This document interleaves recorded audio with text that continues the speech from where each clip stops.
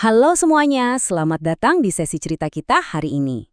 Nah, coba deh merapat sedikit, cari posisi yang paling nyaman. Hari ini kita nggak bakal belajar sejarah yang kaku atau membosankan ya. Anggap aja kita lagi duduk bareng, kayak orang tua yang lagi mau bacain dongeng ajaib buat anaknya sebelum tidur. Kita bakal menyelami satu legenda yang, wah bener-bener luar biasa menarik dari Margalais, Bengkulu Utara. Ini tuh kisah epik tentang kecantikan, keserakahan, dan pastinya ada sedikit sihir yang tragis di dalamnya. Coba kalian bayangin sebentar. Kalian pernah dengar gak sih ada sebuah batu kuno yang dari celah-celahnya itu bisa tumbuh rambut manusia? Rambutnya panjang dan terurai loh. Kedengarannya agak merinding dan kayak dari dunia mimpi kan? Tapi nyatanya di sebuah muara sungai yang tenang, misteri ini tuh benar-benar hidup dalam ingatan masyarakat setempat. Terus gimana ceritanya batu biasa bisa menyimpan rahasia yang semagis dan sememilukan itu? Yuk kita cari tahu sama-sama. Oke, kita mulai dari bagian pertama. Putri Jelita Koto Ajai. Kisah ini berawal di zaman dulu banget, di sebuah desa yang super damai dan makmur, namanya Koto Ajai. Nah, di sana itu hidup seorang putri. Coba kalian bayangkan, ada seorang putri yang budi pekertinya tuh halus banget, tutur katanya lembut, pokoknya siapapun yang kenal pasti langsung sayang deh sama dia. Tapi, ada satu hal yang paling menawan dari putri ini, yaitu rambutnya. Rambutnya itu hitam legam, berkilau banget kayak habis diolesi minyak, dan panjangnya sampai menyentuh pinggang. Katanya sih, rambutnya itu terus memanjang seiring berjalannya waktu. Pesonanya bener-bener gak bisa disembunyikan. Nah, cerita berlanjut ke bagian kedua.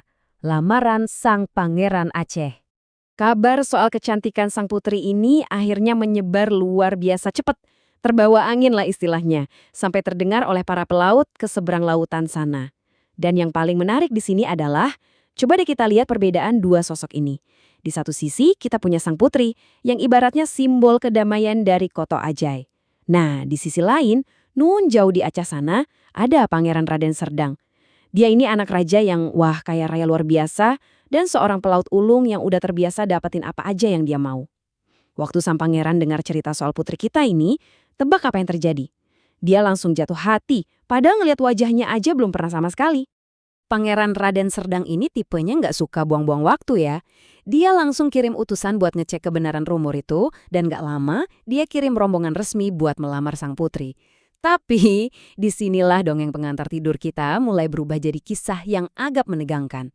Sang putri, yang tadinya kita kenal sangat lembut itu, ternyata punya pendirian yang benar-benar kuat. Dia dengan tegas menolak lamaran sang pangeran. Waduh, penolakan ini sukses memicu kemarahan besar loh.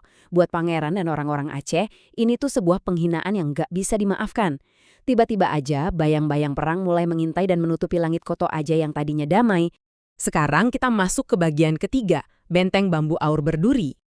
Kebayang nggak sih gimana paniknya orang-orang di istana Koto Ajai? Mereka tahu persis serangan balasan itu pasti bakal datang.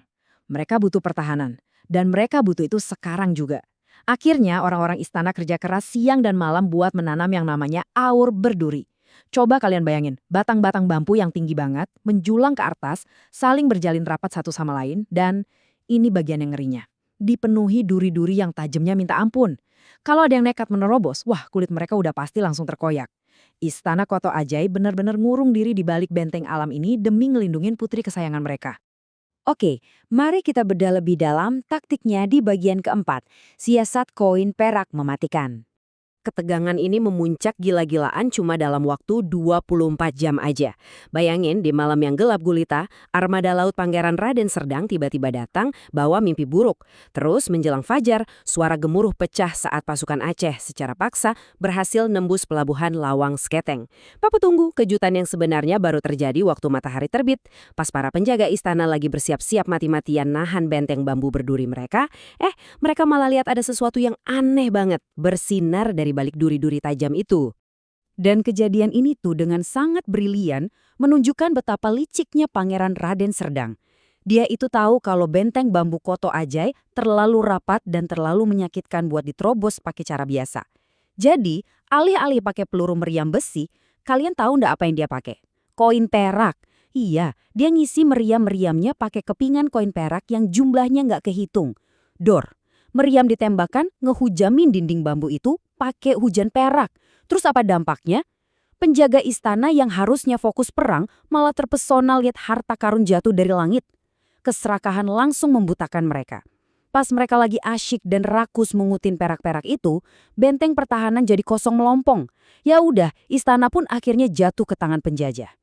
Lalu, kita sampai pada momen yang paling menyedihkan di bagian kelima, pengorbanan di Muara Lais. Istana akhirnya runtuh. Suara jeritan ada di mana-mana dan sang putri berhasil ditangkap. Dia diseret paksa menuju kapal pangeran. Coba deh kalian bayangin betapa putus asanya tatapan mata sang putri saat itu. Tapi, pas mereka sampai di laut, tepat di tengah perairan Muara Lais yang terbuka, sang putri bikin satu keputusan yang bakal bikin hati siapapun bergetar.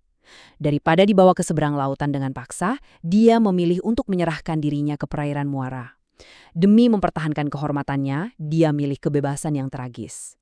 Dalam satu gerakan yang cepat, dia melompat dari kapal dan terjun bebas ke dalam pelukan perairan Muara yang dingin itu.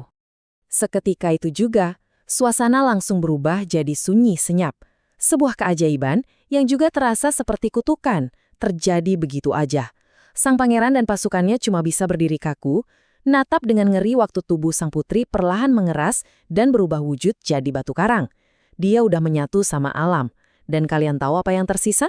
Yang masih bisa dilihat mengambang di atas permukaan ombak hanyalah rambut panjangnya yang hitam dan berkilau itu. Perlahan, masyarakat Rejang setempat menamai batu itu Butau Berambai atau batu berjurai. Pada akhirnya, sang pangeran Aceh harus pulang dengan tangan kosong, takluk oleh keajaiban Muara. Terakhir, kita masuk ke bagian ke-6, jejak legenda Batu Berambai. Nah, cerita yang penuh keajaiban ini sebenarnya punya jejak fisik di dunia nyata loh, tepatnya di lanskap alam Kecamatan Lais. Kalau kita bandingin masa lalu sama masa kini, kita bakal sadar gimana alam tuh terus berubah. Dulu banget, orang-orang lokal masih bisa dengan gampang nunjuk ke arah Batu Berambai ini. Bahkan katanya, sisa-sisa parit pertahanan dan bambu berduri bekas perang itu masih bisa ditemuin. Tapi kalau sekarang, wah beda cerita. Gara-gara abrasi pantai yang makin parah dan hantaman ombak yang gak ada berhentinya, batu legendaris ini sekarang sering banget tersembunyi, tenggelam di bawah air laut. Seolah-olah alam pelan-pelan lagi nutupin bukti fisik dari kisah epik ini. Jadi, ini bikin kita mikir, kalau bukti fisik kayak batu aja bisa tenggelam dan menghilang di sapu lautan, terus apa yang tersisa? Apakah cerita, dongeng yang kita warisin dari orang tua ke anak-anak kita justru jadi benteng sejarah yang paling kokoh dan abadi? Bukti fisik emang bisa hancur kemakan waktu ya, meriam bisa berkarat. Tapi tradisi lisan ini membuktikan kalau disitulah memori budaya kita benar-benar hidup. Makanya, ingatlah terus keberanian Putri Koto Ajai ini dan jangan pernah berhenti bercerita.